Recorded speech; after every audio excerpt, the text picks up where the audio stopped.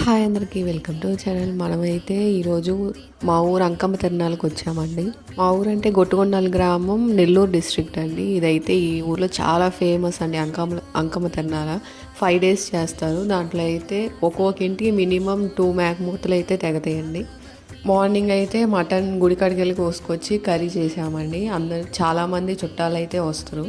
And ప్రతి సంవత్సరం మా ఇంటికాడికి అయితే 12 కల్లా రావాలండి. అలాంటిది ఈ ఇయర్ 6 అయిందండి దేవుని ఇంటికాడికి వచ్చేసరికి.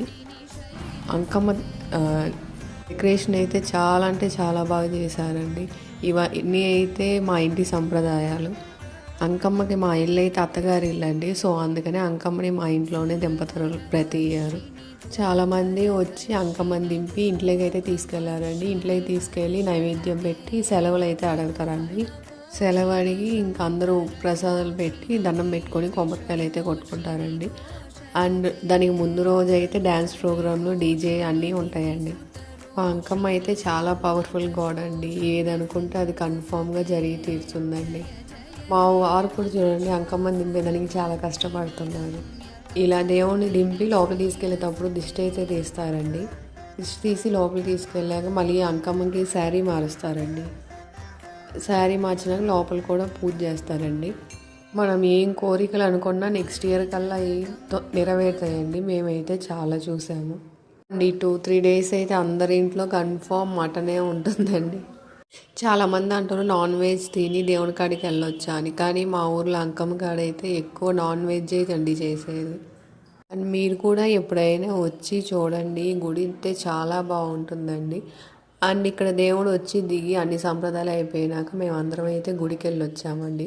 గుళ్ళో అమ్మవారిని కూడా నిన్న చాలా బాగా రెడీ చేశారు. అండ్ మా ఊర్లో చాలామంది జనాలు వస్తారండి అంకమ్మ తిరణాలంటేనే. ఇంకా పాతకాలంలాగే ఎద్దుల బండ్లు అండ్ ట్రాక్టర్లు కూడా బాగా రెడీ చేసుకొని వస్తారు.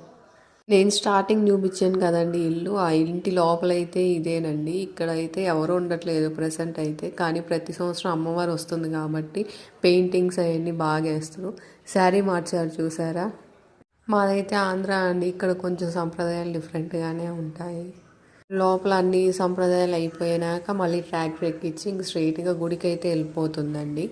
అండ్ నైట్ అయితే 9 రకాల యానిమల్స్ని దేవుడికి బలిస్తారండి. ఆ బలంతా అయిపోయినాక ఇంకా నైట్ గుడికాడ అయితే ఎవ్వరు ఉండండి. అందరికీ చాలా భయం అక్కడ. నిజంగా ఈ 5 days జాతర అయితే చాలా అంటే చాలా బాగా జరుగుతుందండి మా ఊర్లో. ఎలానో కమెంట్ చేయండి. బాయ్ అందరికీ.